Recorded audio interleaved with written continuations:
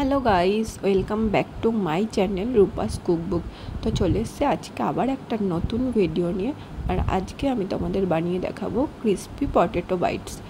তো এটা বানানো খুবই ইজি আর এটা খেতে খুবই সুন্দর হয়। সন্ধ্যেবেলা স্ন্যাক্সে খুবই ভালো লাগে। তো চলো এটা বানিয়ে নেওয়া যাক। তো এটা বানিয়ে নেওয়ার জন্য আমি প্রথমেই নিয়ে নিয়েছি একটা পেঁয়াজটাকে আমি একটু ভালো করে ছাড়িয়ে নিলাম। আর এখানে আমার লাগবে দুটো মতন কাঁচা লঙ্কা। আমি প্রথমে পেঁয়াজটাকে ভালো করে কুচি কুচি করে কেটে নিলাম। আর তারপর আমি এখানে যে দুটো লঙ্কা রেখেছিলাম সেই লঙ্কা দুটোকেও ভালো করে কুচি কুচি করে কেটে নেব। লঙ্কাটা কাটা হয়ে গেলে তারপর আমার এখানে লাগবে সামান্য একটু ধনে পাতা, মানে কোরিয়ান্ডার লিভ। ধনে পাতাটাকেও আমি ভালো করে কুচি কুচি করে এখানে কেটে একটা সাইডে রেখে দিলাম।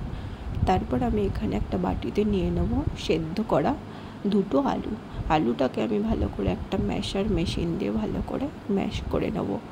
আর ভালো করে ম্যাশ করা হয়ে গেলে আমি এর মধ্যে অ্যাড করব যে কেটে রাখা পেঁয়াজের টুকরো, কাঁচা লঙ্কা কুচি আর ধনেপাতা কুচি। আর তারপর আমি এখানে একে একে অ্যাড করব স্পাইসিস, মানে মশলাগুলো। প্রথমেই দিয়ে দিলাম 1 চামচ নুন, তারপর দিচ্ছি 1 চামচ রোস্টেড জিরের গুঁড়ো, তারপর দেবো 1 চামচ হলুদ গুঁড়ো, তারপর দেবো 1 চামচ লঙ্কার গুঁড়ো। আর এখানে আমি কর্নফ্লাওয়ার অ্যাড করেছিলাম 4 চামচ মতো। তোমরা তোমাদের পরিমাণ মতো কর্নফ্লাওয়ার এখানে অ্যাড করে নেবে। তারপরে এই সব মশলাগুলো দেওয়া হয়ে গেলে আমি এখানে ব্যাটারটাকে ভালো করে হাত দিয়ে মেখে একটা ডো বানিয়ে নেব।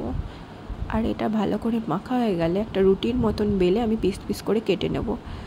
সরি, কোনোভাবে আমার ওই ভিডিওটা একটু স্কিপ হয়ে গেছে। ওই যে বেলার টুকরো টুকরো করে কাটার, ওটা কোনোভাবে স্কিপ হয়ে গেছে। তো আমি এখানে কেটে নিয়েছিলাম ছোট ছোট করে পিস পিস করে। তারপর কড়াইয়ে একটা একটা করে ছেড়ে দিয়ে ভালো করে ভেজে নিয়েছিলাম। তোমরা তোমাদের ইচ্ছে মতন শেপ এখানে দিতে পারো, যেরকম তোমাদের পছন্দ। তারপর এটাকে আমি একটু হালকা লাল লাল করে ভেজে নিয়েছিলাম। দেখতেই পাচ্ছ এটা কত সুন্দর হয়েছে ভাজাটা। তারপর এটাকে আমি একটা প্লেটে টমেটো সস দিয়ে সার্ভ করেছিলাম। আমি তোমাদের এটা ভেঙেও দেখিয়ে দিলাম যে ভিতরটা পুরো সফট আর ভালোভাবে সেদ্ধ হয়ে গেছে। তো এটা তোমরা বাড়িতে অবশ্যই ট্রাই করো। এটা খেতে খুব সুন্দর লাগে আর স্ন্যাক্সে এটা খুবই ভালো লাগে। Thanks for watching.